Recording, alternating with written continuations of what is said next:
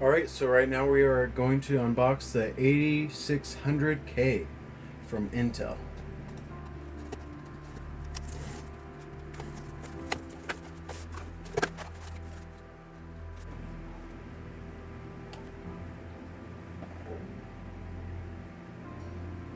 Alright, so we indeed have the box.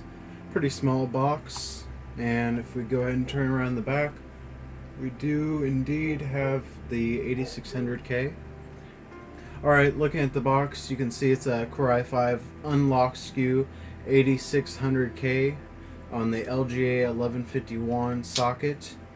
Turning it around, you'll see that's a 6-core, it's unlocked, has Turbo Boost 2.0, supports 2-channel of DDR4, has Intel UHD graphics 630, and requires a 300 series chipset based. Alright, since they're using two different chipsets, you are only able to use this in a Z370 or the B3 board that they come out with, but they have not come out with as the time of shooting. Therefore, you cannot use a Z170 or a Z270 or a Z97 or any of those. You have to use a Z370 motherboard.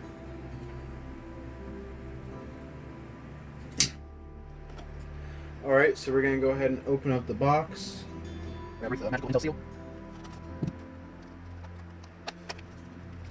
Do remember that there is no heatsink in this box because it is an unlocked SKU. Therefore, you should be using above the stock cooler for cooling, as I will be.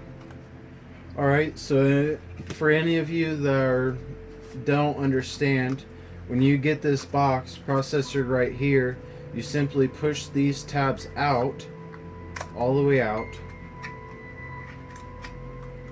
and voila, your processor's out. And that is why we have it here in our clamshell. Alright, and that is the unboxing of the 8600K.